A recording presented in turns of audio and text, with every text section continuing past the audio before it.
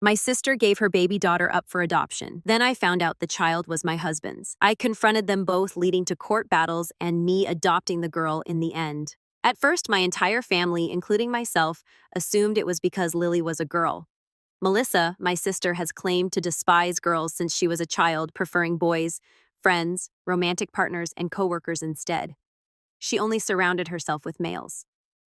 When Melissa became pregnant for the first time, she hosted a large gender reveal party, with everything decked in blue, in the hopes that it would be a boy. I remember her face had just fallen as pink smoke filled the backyard.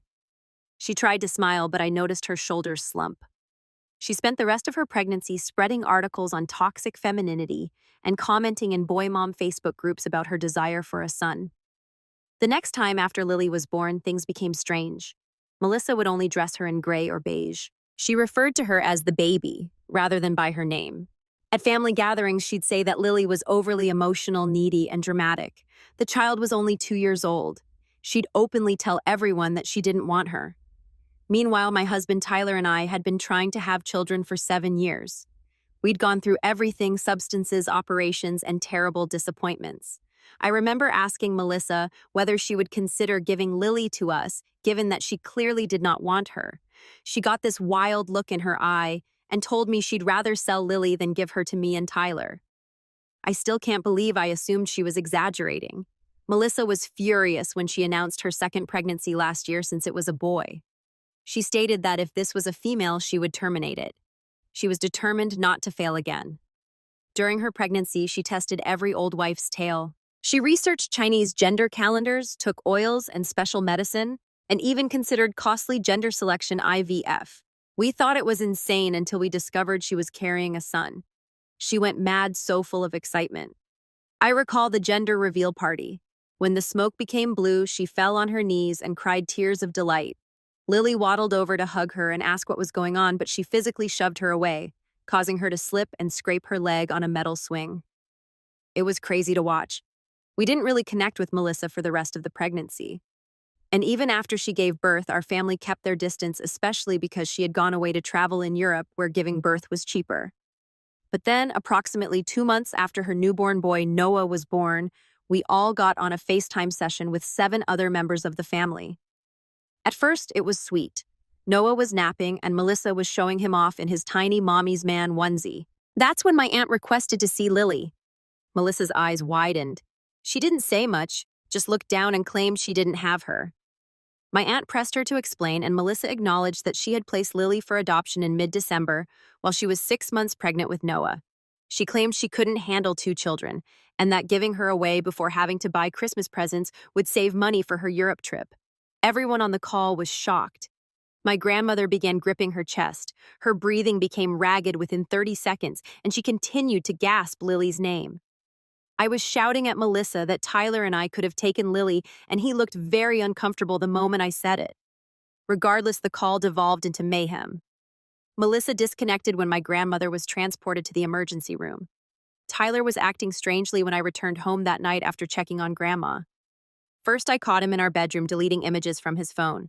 They were all from 4 years ago. The photographs seemed to some resembled black and white ultrasound images. The chronology corresponded to when I was pregnant before miscarrying, so it could have been a coincidence. But I decided to press him a little. I asked him what he was erasing, and he simply stood up and went to the restroom to continue deleting. When he came back out, I questioned what he was doing, and he snapped. He told me I was neurotic, that I should let it go, that Melissa's decision to place Lily for adoption was her business, and that we shouldn't interfere with it. This was bizarre. I had not even mentioned Lily. I recall hiring a private detective the following day. I expressly told him to look into Lily's whereabouts, paternity, and other details to assist me in establishing a CPS case. As expected, the PI worked quickly. In 2 weeks, he had hotel records, credit card receipts, and recovered deleted texts. The timeline was devastating. Melissa had comforted Tyler 4 years ago when I was in the hospital following my baby loss. Lily was born precisely 9 months later.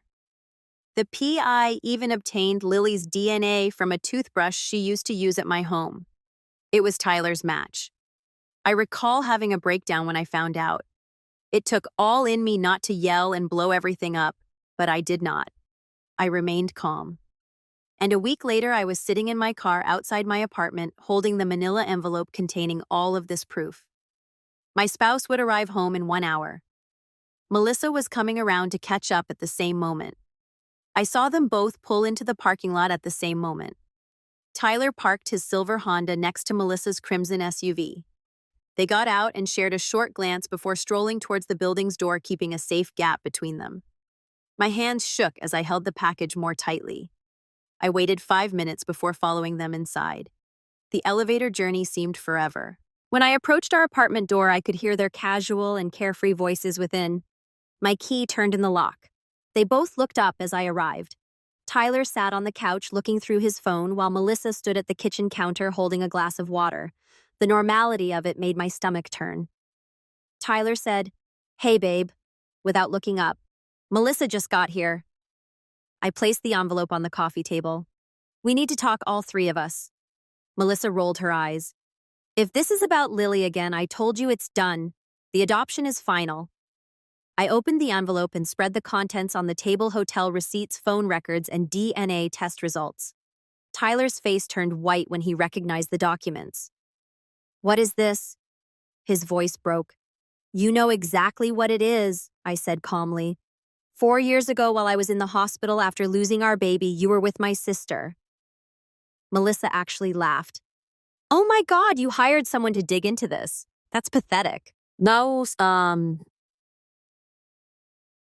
Isn't it pathetic that Lily is Tyler's daughter? I asked, holding out the DNA findings. "Is it pathetic that you gave away his child without telling him?"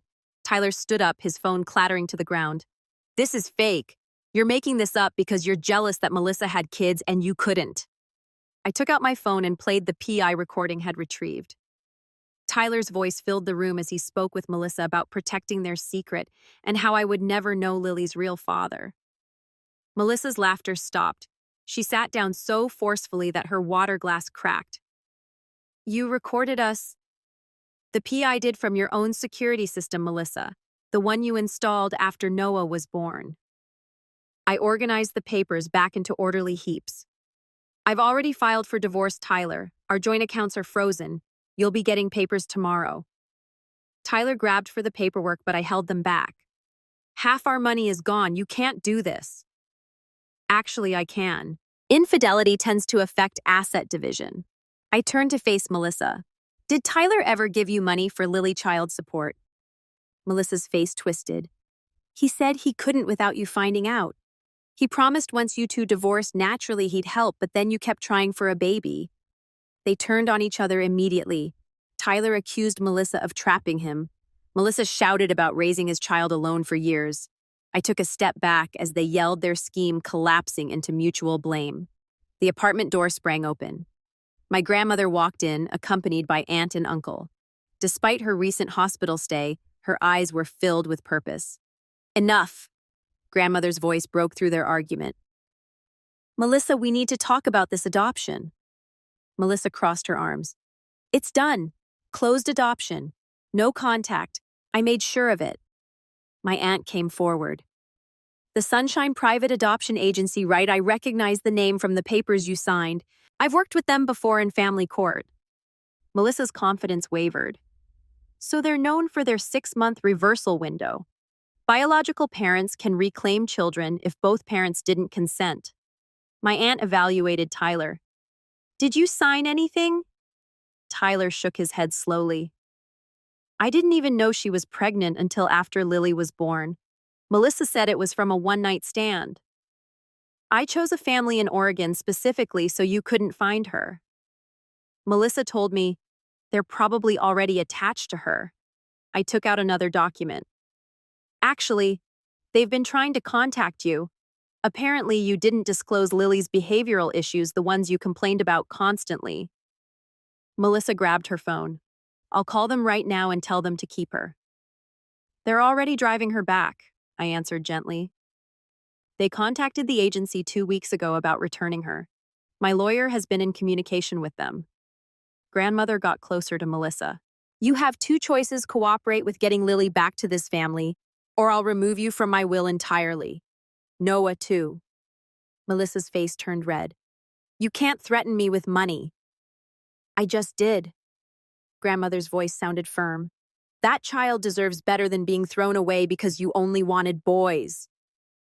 Melissa turned to Tyler and grabbed his arm. We can fight this together. Get custody of our daughter. Tyler jerked away. Our daughter. You gave away our daughter without telling me. You let me think she was someone else's. You didn't want her either. You were relieved when I said I was handling it. Melissa's voice broke into a shriek. My aunt held up her phone. I'm recording this conversation, by the way.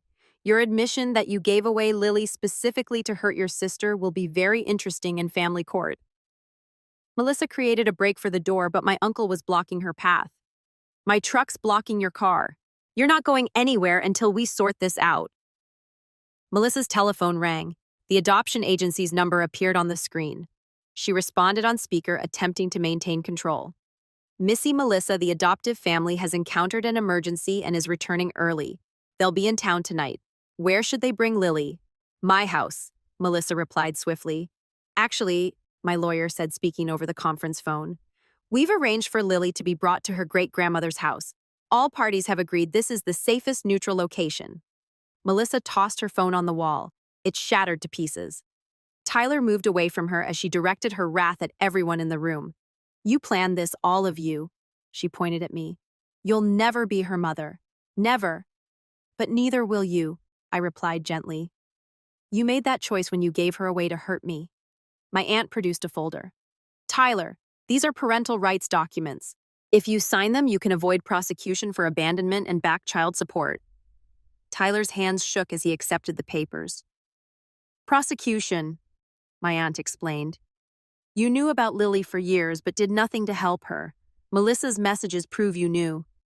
He signed without reading, desperate to save himself. Melissa watched in dread as her final ally crumbled.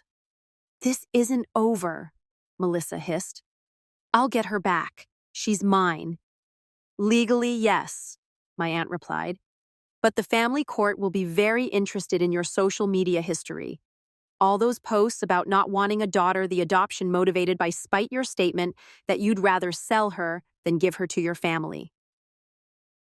We left the apartment in various automobiles, forming a convoy to my grandmother's house. Melissa attempted to follow, but was pulled over for reckless driving. When she arrived, the adoptive family's automobile was already in the driveway. I stood on the porch while they brought Lily out. She appeared smaller than I remembered, dressed in a pink coat that I had never seen before.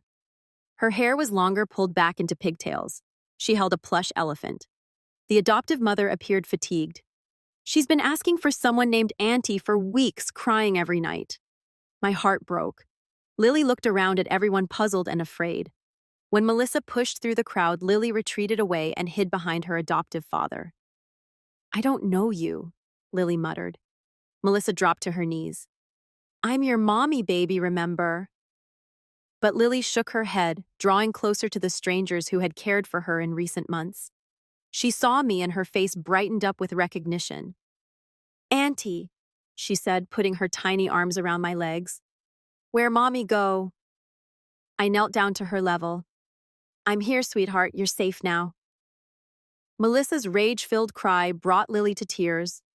The scene devolved into mayhem as my grandmother led everyone inside. Lawyers were contacted and emergency custody paperwork was completed. The battle for Lily had only just begun, but I felt hopeful for the first time in years. The emergency custody hearing was scheduled 3 days later. Those 72 hours turned into a battleground of legal maneuvers and familial warfare, testing every ounce of strength I had left. Melissa turned up at 6 a.m., hammering on the door and demanding her daughter. My uncle had remained the night precisely to prevent this. He opened the door just wide enough to inform her that any communication had to go through attorneys. Melissa attempted to shove by him, but he remained tight. She fled, yelling threats of kidnapping charges.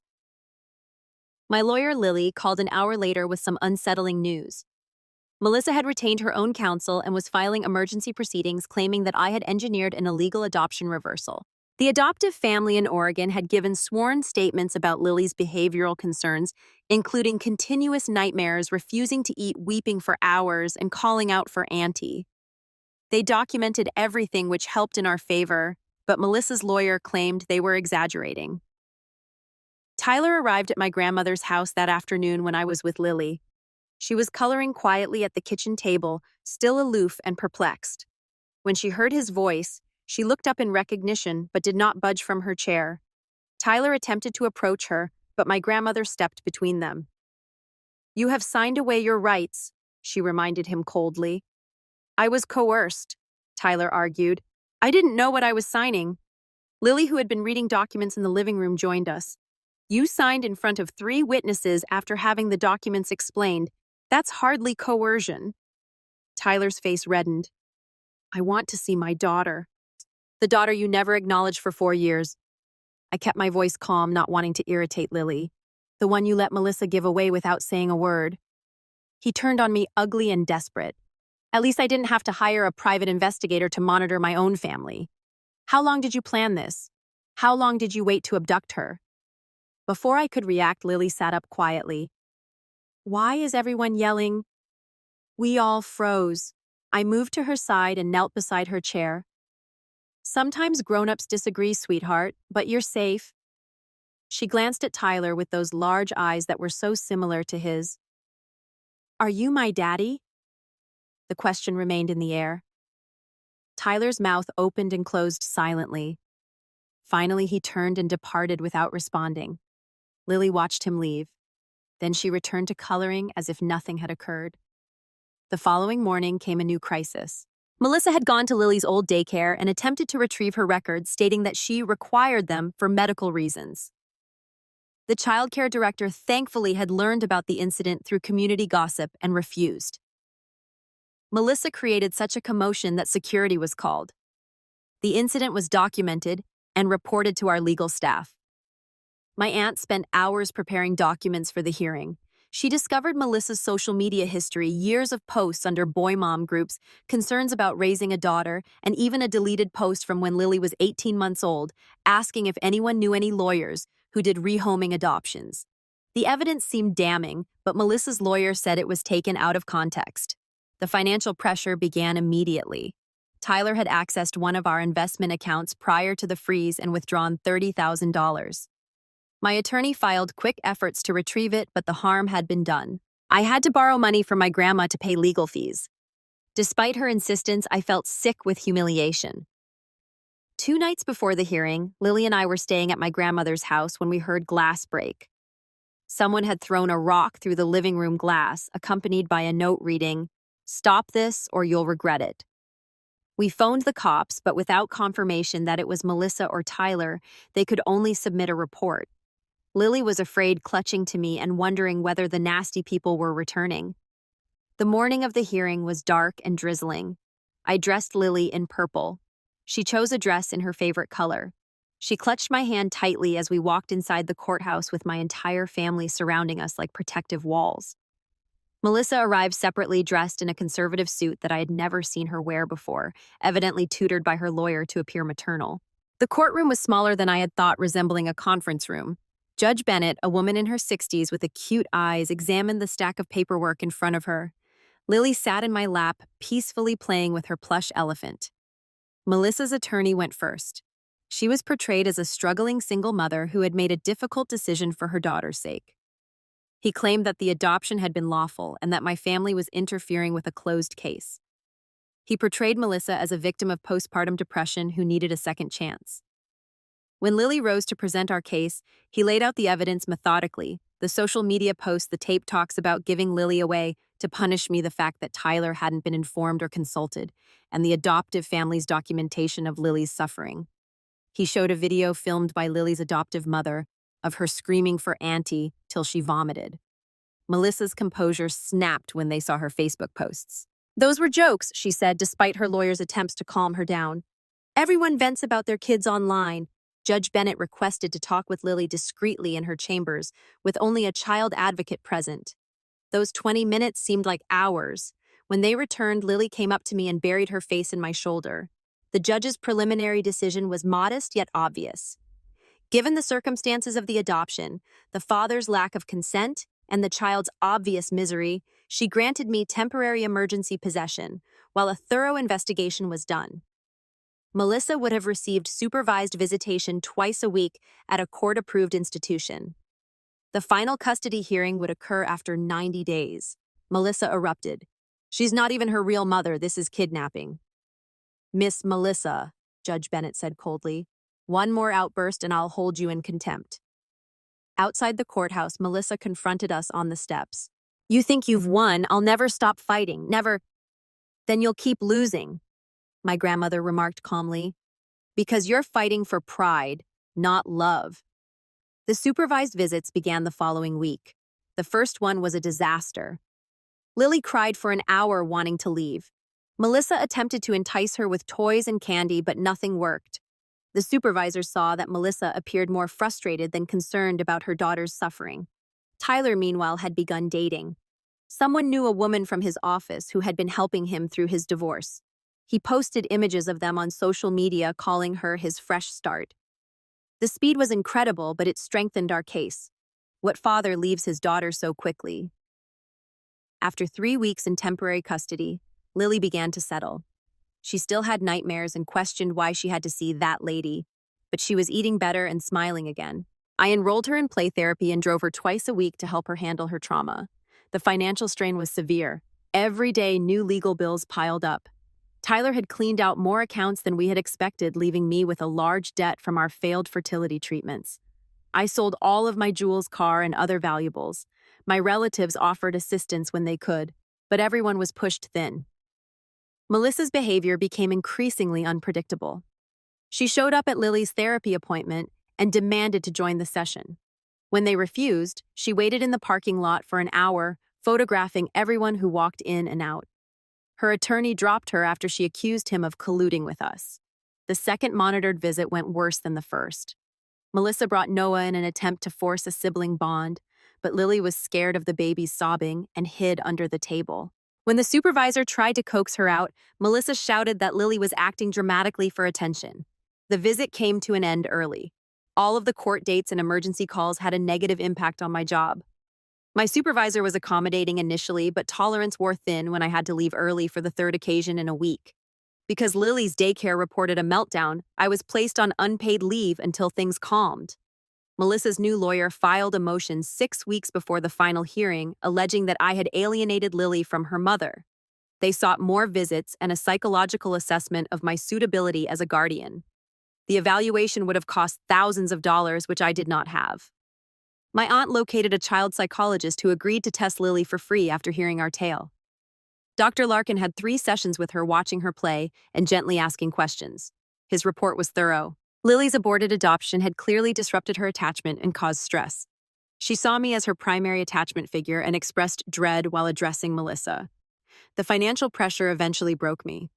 I sat at my grandmother's kitchen table surrounded by bills, sobbing. I'd always wanted to be a mother, but never in this way. Not drowning in debt while arguing with my own sister over a child that woke up crying every night. "We'll figure it out," my grandmother replied firmly while writing, another check that I knew she couldn't afford. Family takes care of family. Melissa's third monitored visit never occurred. She arrived inebriated, slurring her words and stumbling. The supervisor refused her access and recorded the incident. Her second lawyer dropped her the next day. With only 4 weeks until the last hearing, Tyler returned with a new tactic. He filed a move to rescind his signed rights, alleging that he had been emotionally influenced. He wanted joint custody with me, shutting Melissa out completely. His filing contained a "Melissa was declared unfit to be a mother from the start." The betrayal was breathtaking even for them. Melissa went wild, sending Tyler hundreds of SMS, which his lawyer gladly presented as proof of her instability. Their mutual devastation was complete, but it made things much more complicated. Now I was fighting 2 parents instead of just one. Lily's treatment sessions uncovered tragic information. She remembered being left with strangers crying for me and being told I no longer wanted her. She thought she had.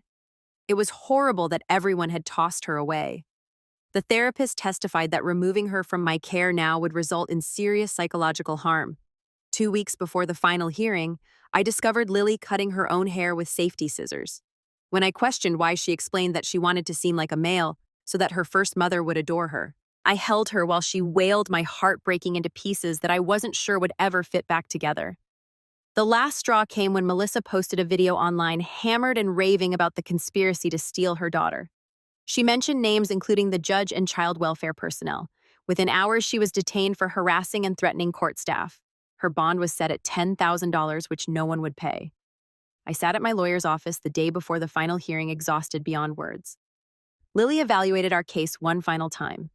Melissa's abandonment, her inability, and the psychological harm she had caused Lily were compelling proof.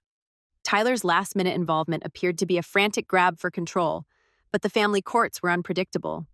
"Whatever happens tomorrow," Lily blurted out, "you've given that little girl more love and stability in 3 months than she'd had in years. That matters." That night, when I tucked Lily into bed at my grandmother's house, she stared at me with serious eyes. "Auntie, will you be my mommy forever now?" I brushed her poorly cut hair, my throat tightening from sorrow.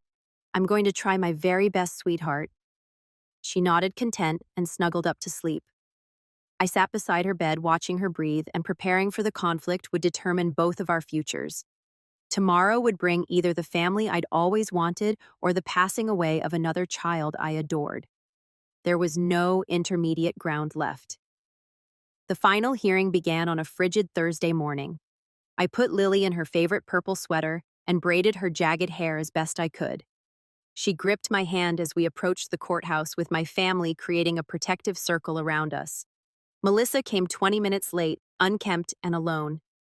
Her most recent counsel had withdrawn from the lawsuit upon her detention, leaving she should represent herself. She wore the same wrinkled suit from the preliminary hearing, with coffee stains showing on the sleeve.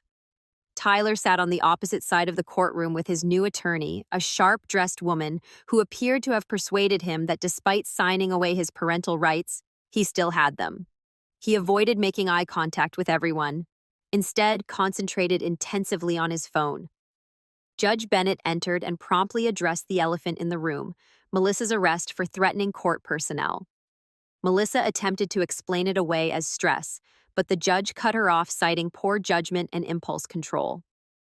Lily presented our case systematically, citing psychological exams, demonstrating Lily's attachment to me, documented evidence of Melissa giving her away out of spite, and supervised visit reports highlighting Melissa's incapacity to connect with her daughter. He supplied financial papers demonstrating that I had emptied my savings to provide for Lily, although Melissa had not contributed anything since the adoption. Dr. Larkin took the stand and explained, "Lily's trauma in professional terms caused my chest to ache. The abandoning has resulted in profound uneasiness. She thought she'd been discarded for being wrong. Her bond to me was her sole secure relationship. Removing her now would result in irreversible psychological anguish." Melissa attempted to cross-examine him, but her questions were rambling and accusing. She said he had been paid off and that the entire system was rigged against her. Judge Bennett had to warn her twice for her court romantics. Tyler's attorney stated that her client was manipulated into signing over his rights. She portrayed him as the victim of 2 scheming ladies while casually ignoring his adultery and abandonment. Tyler testified that he wanted to be involved in Lily's life now that he knew she was his daughter. During recess, I brought Lily to the restroom. Melissa cornered us in the hallway, sinking to her knees and grasping Lily's shoulders. "Tell them you want to come home with Mommy," she implored. "Tell them you love me." Lily backed backward, brushing against my legs. "You're not my mommy. You gave me away." The court officer interfered, but the harm had been done. Lily spent the remainder of the hearing in my lap, face buried in my shoulder, periodically peeping out to ensure Melissa wasn't approaching. When court reopened, Judge Bennett summoned Lily back to her chambers. This time, Lily went gladly, even offering the judge a slight smile. They were gone for 30 minutes. When they returned, the judge had a gloomy frown. She opened her ruling by recognizing the biological relationship between Melissa and Lily. She went on to say, "Biology alone didn't make a parent. Melissa abandoned her child due to gender preference and contempt. She had showed no true concern for Lily's well-being, simply for winning the struggle." The judge recognized Tyler's full absence from Lily's life for 4 years. His sudden involvement coincided suspiciously with his divorce proceedings, and it appeared to be motivated by control rather than real parental concern. His signed waiver of rights was valid and binding. The judge gave me complete legal custody with no visitation rights for Melissa, awaiting the completion of parenting programs, anger management, and psychological examination. Tyler's petition was refused completely. The adoption process could start immediately. Melissa shot to her feet. "You can't do this. She's mine. I gave birth to her." "And then you gave her away," Judge Bennett answered. "This court's primary concern is Lily's well-being, not your regrets." Melissa began to advance on the bench, prompting security to approach her. She turned toward me instead, her face distorted with wrath. "This isn't over. I'll appeal. I'll fight this until you're bankrupt." Tyler sneaked away during the uproar, not even looking at the daughter he claimed to want. His attorney gathered her papers with apparent contempt. Outside the courthouse, my relatives surrounded us with a group embrace. Lily, still perplexed, but sensing the celebration, managed a faint smile. My grandmother kissed her forehead as tears streamed down her aged cheeks. That night, Melissa showed up at my grandmother's house with Noah on her hip. She had been drinking. She hammered on the door and demanded to see her daughter. When we did not respond, she began screaming accusations at the windows. Neighbors phoned the cops. I watched from an upstairs window as officers carried her away while my grandma held Noah. Melissa's parents would take custody of him within a week, judging her unfit following several episodes. The adoption proceeded slowly with background checks, house visits, and court hearings. Lily began kindergarten at a new school where no one knew her background. She became acquainted with a girl named Ava who also liked purple. 3 months into the process, Tyler sent a single email. "I'm moving to Seattle for work. I won't contest the adoption. Tell her just take care of her." I never replied. Melissa's arguments went nowhere. Her behavior at hearings deteriorated. She lost her job after missing too many shifts. Her parents said that she had turned up drunk, demanding money and alleging that we had stolen her life. The adoption was finalized on Tuesday. Lily wore a new purple frock and carried a plush elephant that the judge had given her. When asked if she wanted to be my daughter, she gave a somber nod and responded, "Yes," clearly. That evening, as I tucked her into bed in what was now officially her room, she inquired whether Melissa would attempt to take her away again. I smoothed her hair, which was still growing unevenly, and promised to keep her safe. 6 months later, at a school function, I met Ben. His daughter attended Lily's class. He had been widowed and knew complex family relationships. We spoke while the girls played on the swings. Melissa wrote to her lawyer wanting a photo of Lily. After consulting Lily's therapist, we decided against it. The therapist stated that Lily was finally feeling secure, but contact may erase months of improvement. I returned to work part-time after Lily had acclimated to school. We made do with a limited budget. My grandma assisted with after-school care, and their friendship grew stronger each day. A year after the adoption, I saw Tyler's mother at the grocery store. She hugged me crying and expressed her gratitude. Lily had me. She had tried to contact Tyler about visiting his kid, but he had shut off communication. "He says, 'It's easier this way,'" she muttered. Melissa finally recovered. According to my aunt, got sober, found work, and saw Noah on weekends with supervision. She never ceased alleging that we had stolen Lily, but she had lost her fighting spirit. Ben and I took things slowly. He recognized that Lily came first. Their relationship grew spontaneously. He taught her to ride a bike, and she showed him her paintings. When he proposed 2 years later, he sought Lily's approval first. The wedding was a tiny family affair. Lily was my maid of honor, shining in a purple gown she chose herself.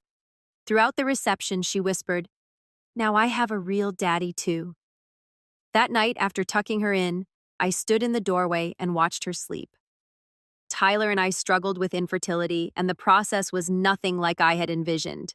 But this abandoned youngster had become my entire universe. Lily still having nightmares.